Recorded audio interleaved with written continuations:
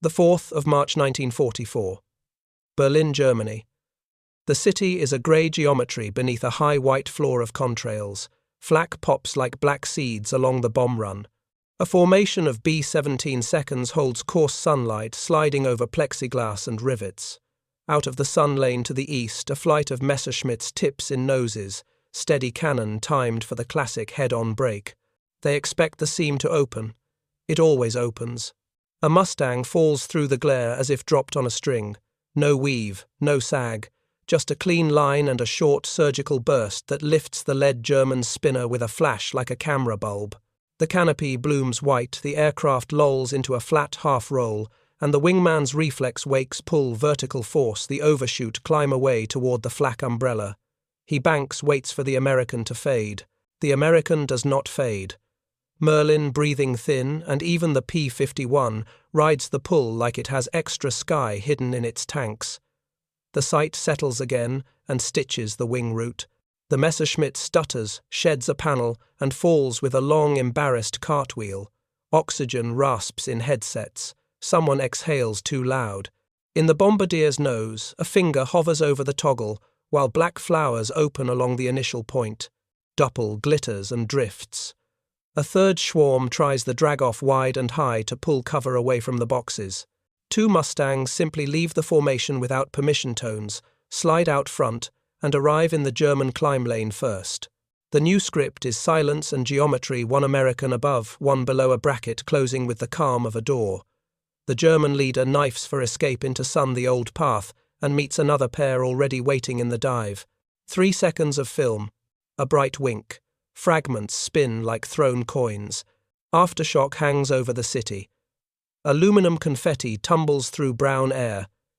In a cockpit, breath fogs the edge of a mask and clears. Below, the bomb run begins exactly on the beat. No victory calls. No speeches. Just the lid of fighters holding steady over Berlin and the old certainty that the last 100 miles belong to the defense, evaporating so quietly it sounds like nothing at all.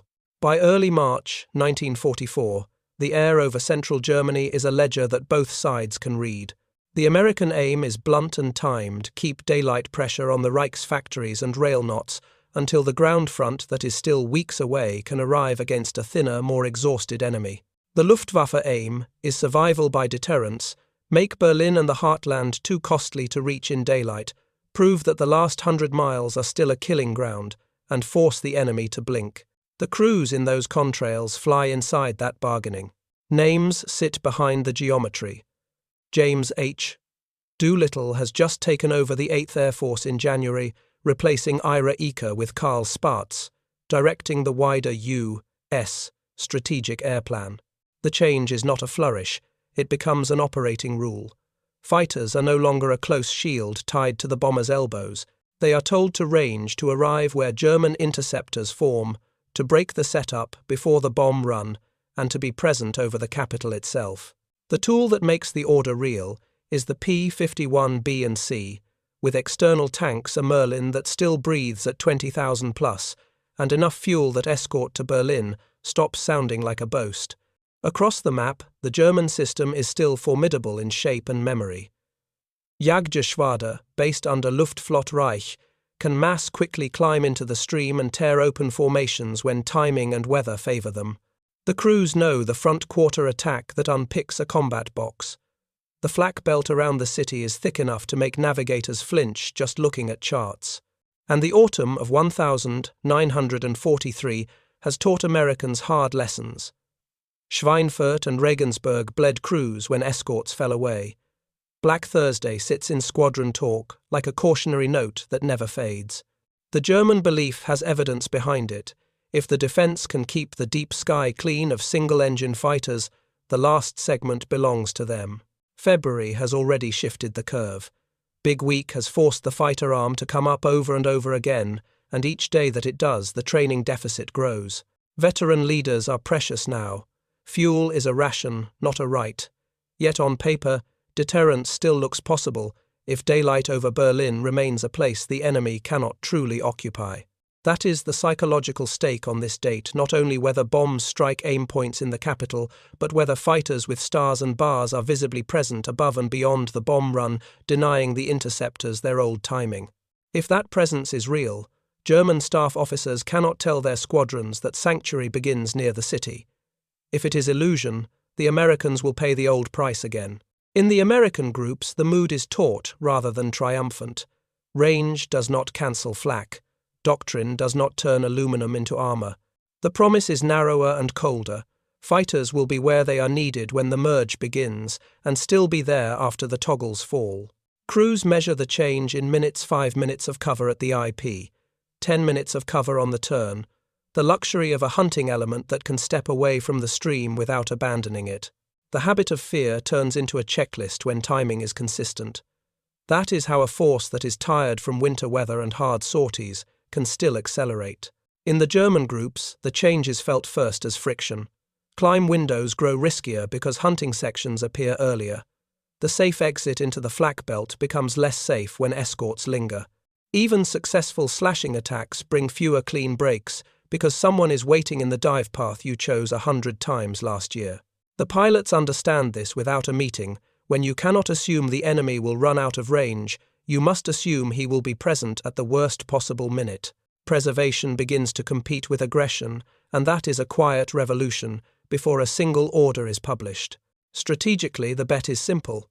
If the 8th can put bombers and escorts over Berlin in daylight, with enough regularity that factories, rail yards, and assembly plants feel continuous pressure, the air war changes from episodic to procedural.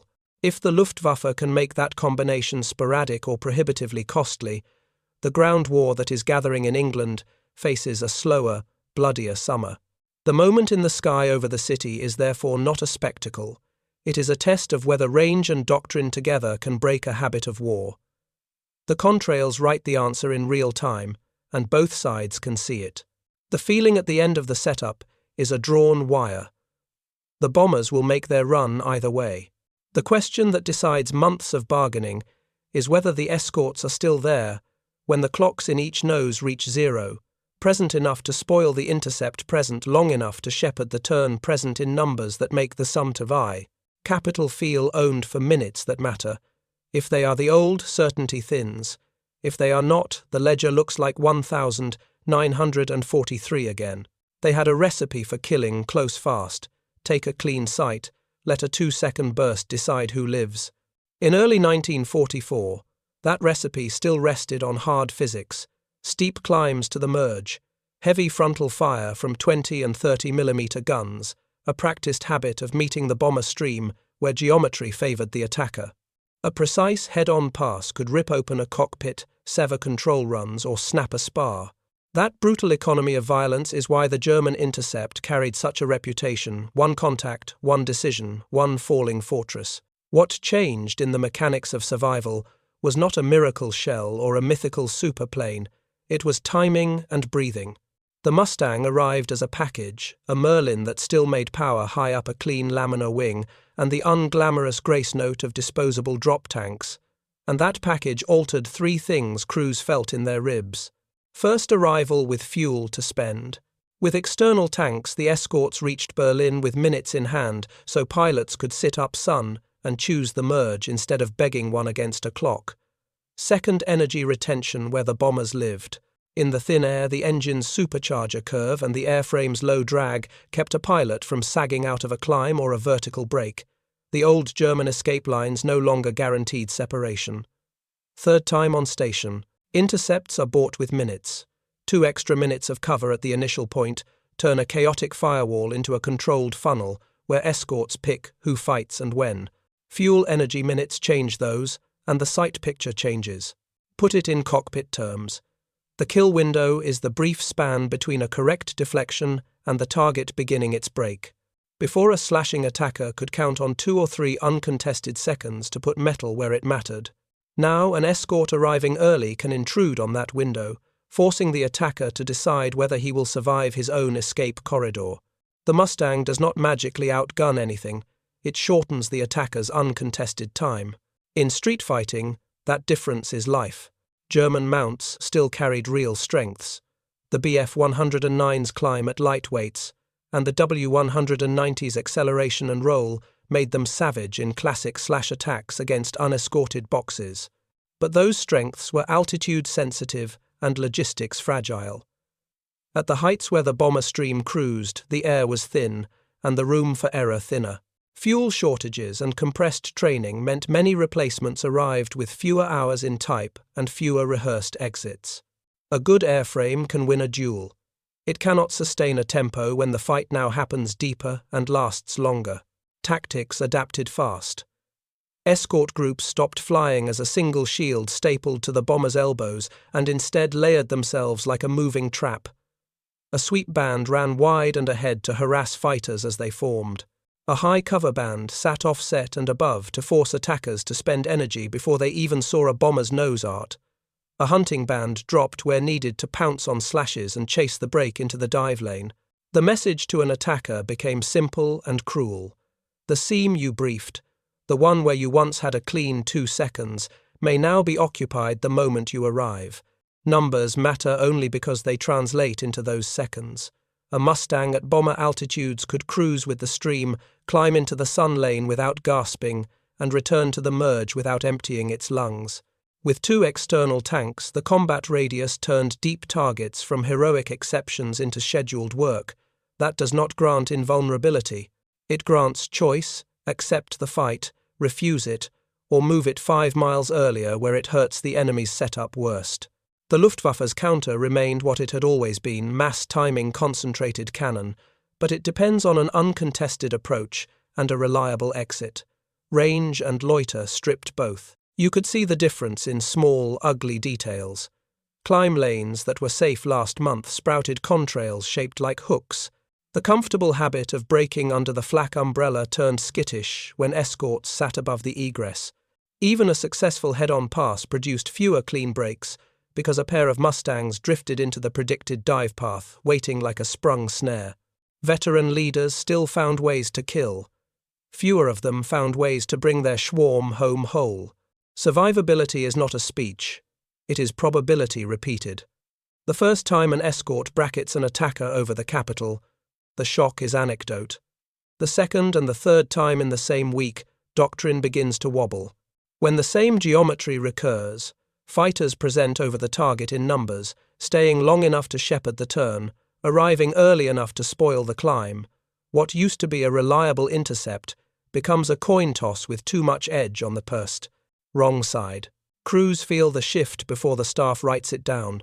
The gauges tell them fuel left to fight, altitude left to climb, minutes left to cover the turn. The air tastes the same, but the odds do not.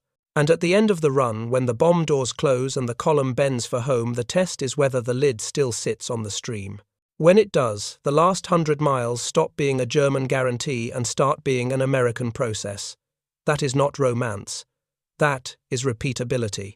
The canopy glass is a thin ice between the pilot's face and the whole sky. He tastes oil and singed varnish when he breathes. The panel lights are a constellation he knows by touch, RPM, manifold, oil temp, and the rest is muscle memory, throttle trim, glance count.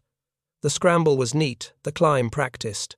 He found the bomber stream on the chart, timed his run to intersect the lead boxes, and briefed the short, clean solution line-up fire break. That is how you keep the math simple. Approach is a ritual. There is the slow private checklist, guns, hot sight, centered deflection dialed. The bomber's silhouette swells in the sight like a promise. At 200 meters, the world narrows to lead and seam.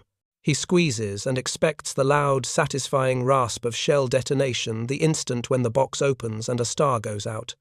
He expects to see flame and fragments. Instead, the sight floods with another aircraft's crosshair. A silhouette cuts the sun to his left. The first burst hits his spinner and the prop shudders, but not like in the rehearsals. This is a single, precise violence that removes balance. The aircraft folds into a lazy, uncommanded turn. Silence floods the headset. He hits the mic and gets only hiss and oxygen. Adrenaline is there but muted. The immediate decision is not bravado, but survival, feather trim, check controls, find a glide to friendly ground.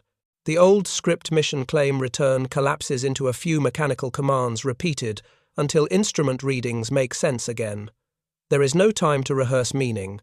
Across the same sky, a Mustang pilot reads the brief from a strip of grease pencil on the knee pad. Sweep 3 out high, cover left hunt on egress. The order is a machine language. He runs it. The Merlin coughs and then sings as RPM climbs. He passes the bomber box and keeps climbing because the brief says, "Climb and watch the climb lanes." The bomber stream is an organ to be shepherded, not a prey to be joined. He is not looking for glory. He is looking for the geometry that allows the merge to be contested. From above, the German attacker looks like a pale streak. The Mustang slips into the merge with a calm that is almost procedural. Acquire match, push the sight over. The firing is short, lethal, and controlled because the brief trained for discipline. When the enemy peels away, burning the Mustang does not bayonet the kill. It slides to cover the bomber's turn and makes sure the work continues. The language on the net is clipped. Target down. Watch 9. 2 bogeys, low left. The words are not celebration. They are a handoff in a factory of tasks. Back in the German cockpit, the mechanized panic is small and precise. He feels the control column move under fingers that have been steady for years. The radio crackles a terse status, wingman position fuel. There is an instant calculus. Can I make the flak belt and try to land, or do I risk heading toward friendly lines at low altitude? He chooses preservation. The brain is a ledger, now damage, fuel loss of rate of climb, probability of terrain. The pilot does not rehearse a speech. He sets a course. The Mustang pilot, having accepted a missed personal score, turns the action into a predictable chain. He feeds position to the bombers, checks the tank's peels for the next bracket. He performs the same small rituals, a glance at fuel, a flick across the trim, a nod to the wingman that means I've got you. The language on the radio is efficient and devoid of metaphor, box stable, flak light. Keep altitude. The crew in the bomber below hears it as instruction and something like relief. There is a moment in both cockpits where time simplifies into a single metric minutes left on the tanks. That number governs choices. For the German, minutes left mean whether to risk a contest or to find ground. For the American, minutes left mean whether to stay and hunt or peel and get home. Both men measure survival by that counter, because at altitude, fuel is the only non-negotiable. After the clash, mechanics take over the drama. The German pilot runs emergency drills with the practiced fingers of someone who has done them in training. Check, magnetos, lock a fuel cut, try to feather a damaged prop. The Mustang pilot toggles a quick systems sweep, oil, hydraulics, radio, and files a short sit-rep. Neither man speaks of honor. Neither records a journal entry in the middle of sky. They trade actions instead of words. On the bomber deck below, the bombardier's hand hovers over the release. Flak throws up black confetti that flashes against the plexiglass, and the navigator hollows an oath that sounds like a calendar date. The men inside keep to their procedures, count correct, release trace. Their language is a register of times and bearings. A radio voice calls positions and receives only clipped acknowledgements. The men are cold with job. Hope is not absent, it is economized. After the immediate shock, both sides recompose into the new rhythm. The German pilot files a terse claim and prepares to land if he can. He feels the weight of fewer comrades in the squadron manifest as a small, heavy silence. The American pilot logs the engagement as part of the sortie and moves on to the next bracket, because that is how pressure is turned into a campaign. The sound in the cockpit returns to gauges and breath, and the low, persistent sound of engines, which is a better music than any shout. The sky remains indifferent. On the ground, reports will be written and memos will cross desks. In the air, the two men have already done what their orders ask: perform, survive, pass position. Their inner lives stay private, folded under maps and checklists. The campaign will take their time and their numbers, but in the cockpit, the work is simple and precise. A chain of small, lethal acts repeated until the probabilities bend. The change begins at a desk before it shows in the sky. In January 1944, James H. Doolittle takes the fighter leash off. Escorts are told to stop orbiting bomber elbows and start breaking the intercept where it forms. Range is now a weapon, not a comfort. Carl Spaatz backs the shift because the arithmetic of late 1943 is unsustainable. Unescorted depth equals crews lost faster than they can be trained. The new brief is simple and ruthless: arrive first, stay longer, and make the enemy fight off his plan. Hardware alone does not deliver that order, a supply chain does. The P-51 B and C are only long-range fighters on paper until drop tanks move from engineering drawings to pallets on English aprons. Lightweight paper tanks are stamped by the tens of thousands valves, standardized quick disconnects, simplified so a line chief can hang them in weather with numb hands. Fuel discipline tightens around 100 over 130 octane stocks, tanker schedules and distribution to fighter bases that now launch deeper sorties.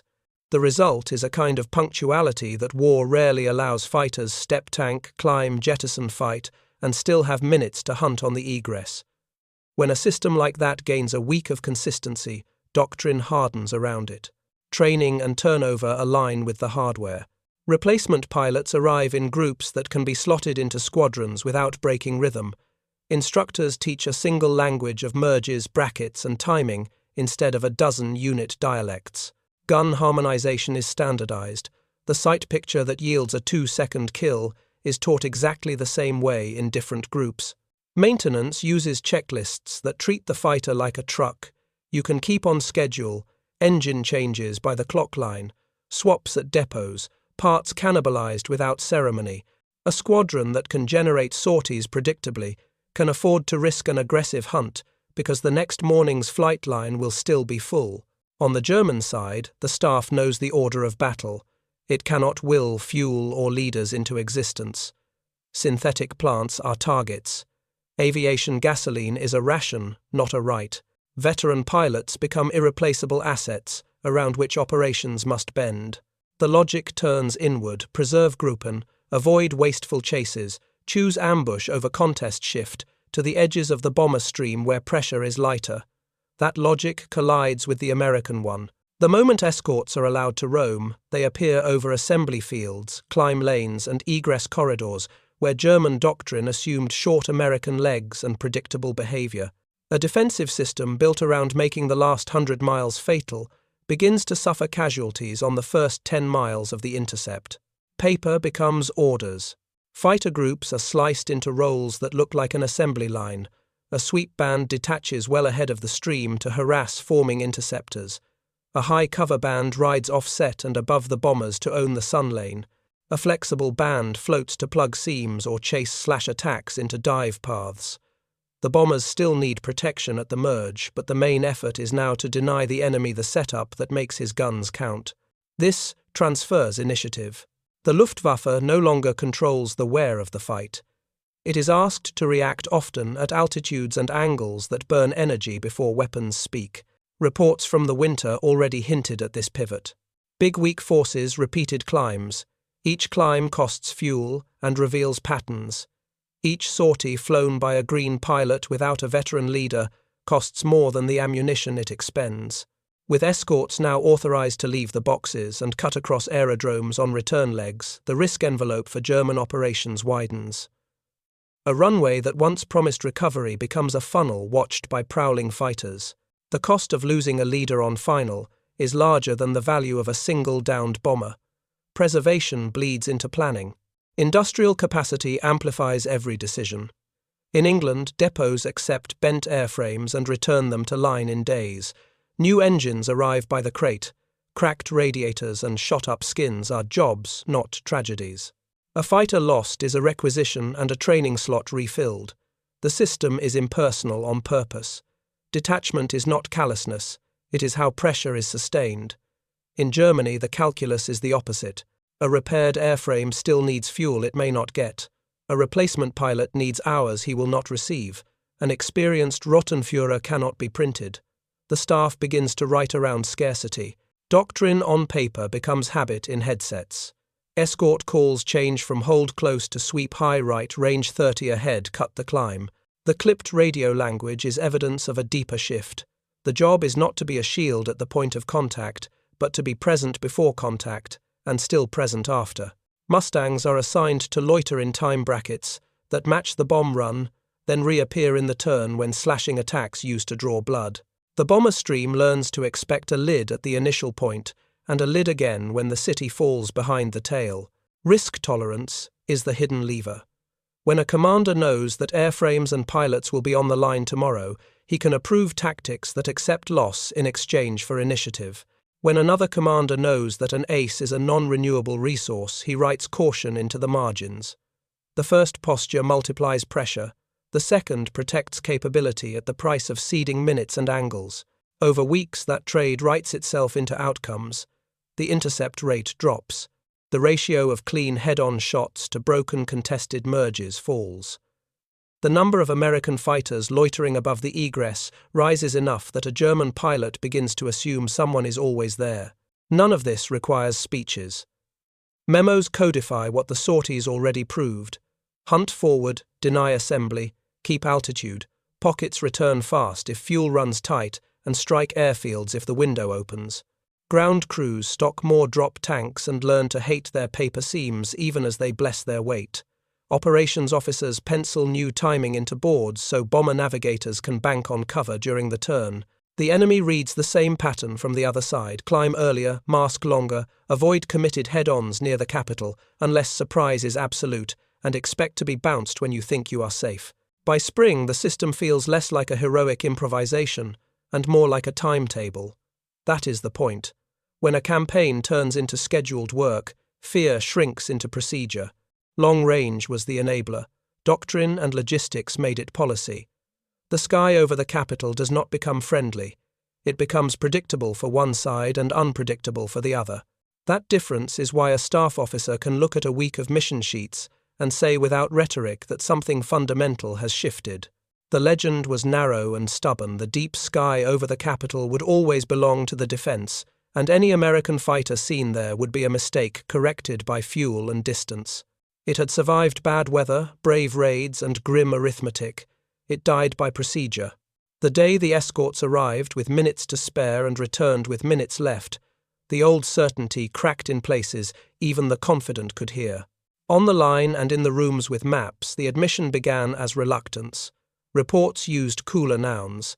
Intercepts were disrupted, climbs contested, formations degraded before contact. They found the climb windows seeded with strangers. They turned into the sun lane and discovered someone already living there. They broke toward the flak belt, and a pair of long-legged shadows followed them to the edge of the envelope. The myth had promised that geography would finish what courage began.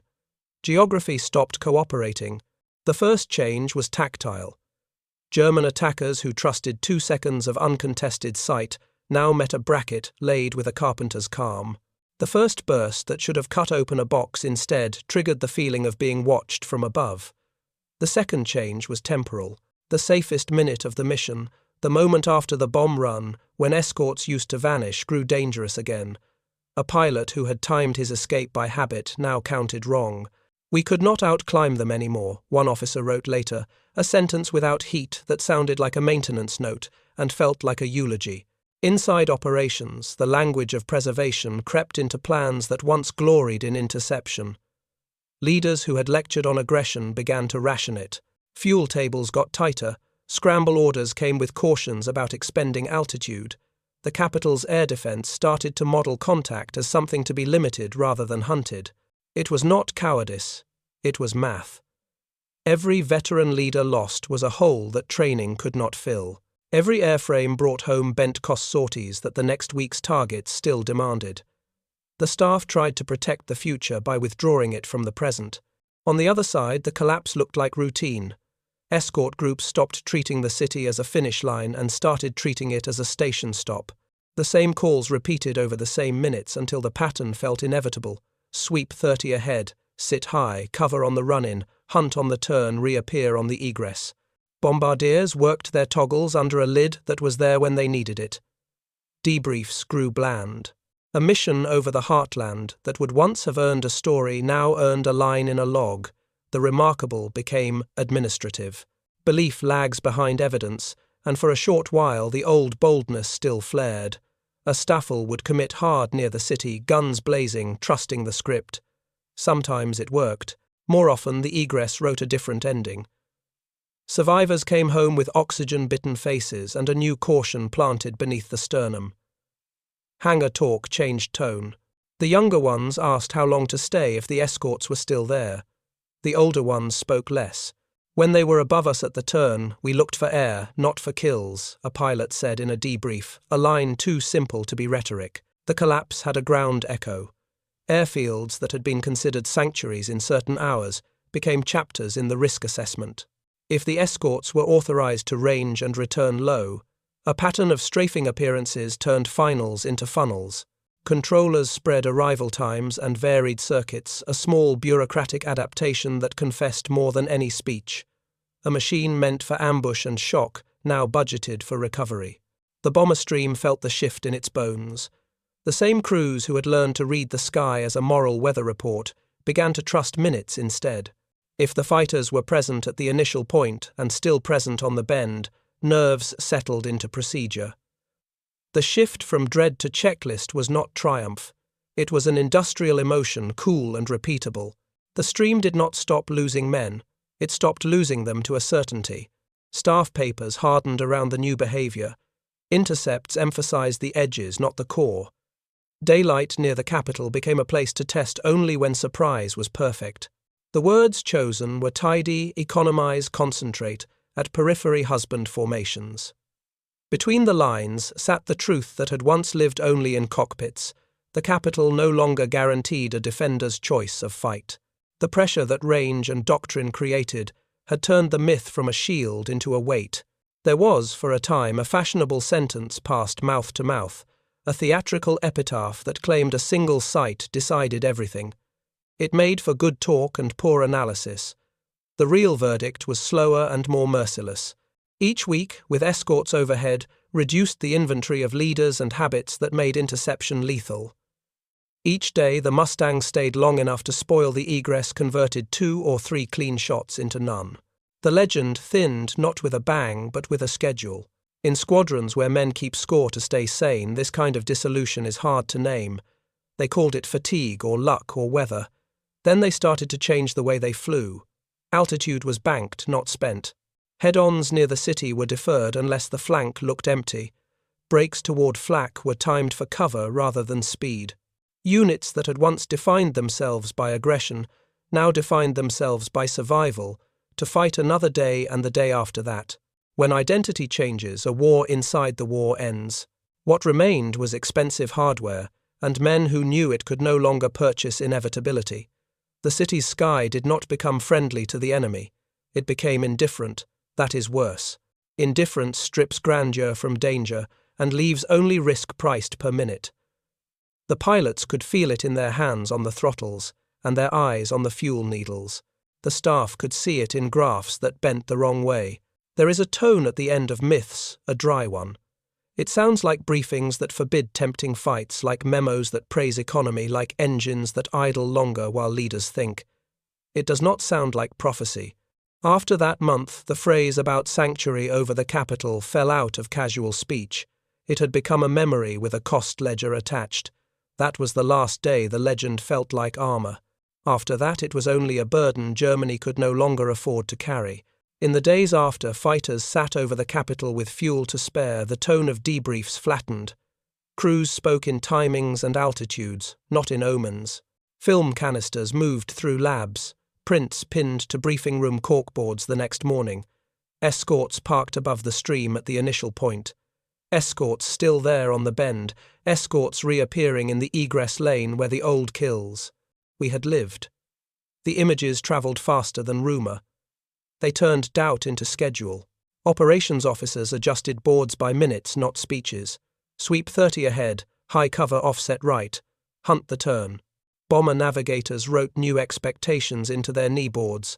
A lid at the run-in, a lid again as the city slid under the tail, a patrol sitting low to catch slashes that once felt inevitable.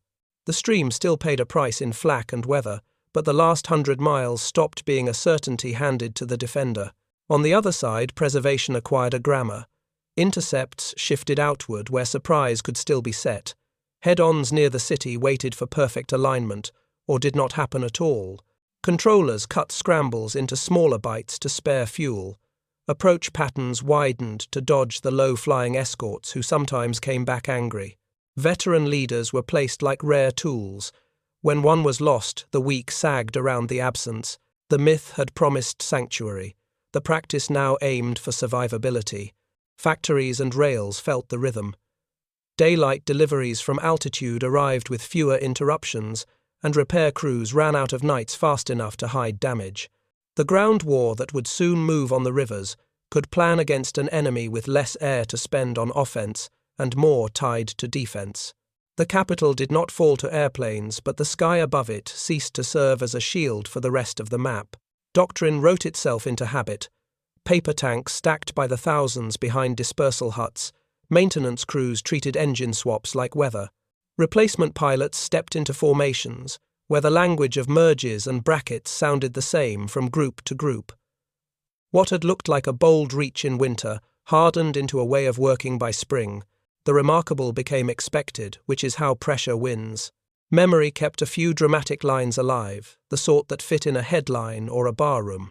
The record kept quieter ones, fewer clean head-on shots, more intercepts broken before contact, more fighters seen above the turn when nerves used to fray. The ledger did not care about legend. It cared about minutes held and leaders lost. In that accounting, the curve bent steadily the wrong way for the defense. A question to put on the table. If the combination of long legs and free hunting orders had arrived half a year earlier, would the day fighter arm have lost its nerve before autumn, or were the fuel lines and the training pipeline already too thin for timing to matter? Another worth arguing was the better machine, the one with sharper numbers on paper, or the one that could be risked in quantity because a depot and a school stood behind it. The series continues down the altitude ladder. Next, we follow the fighter that carried a different kind of authority, thick-winged, heavy-waisted, built to trade dives for terror on roads and rail yards. The ground units gave it a nickname that sounded like a machine in a factory. We will see why columns began to scatter at the sight of a blunt nose and a belly full of 8 guns, and how low-altitude violence finished what high-altitude range began.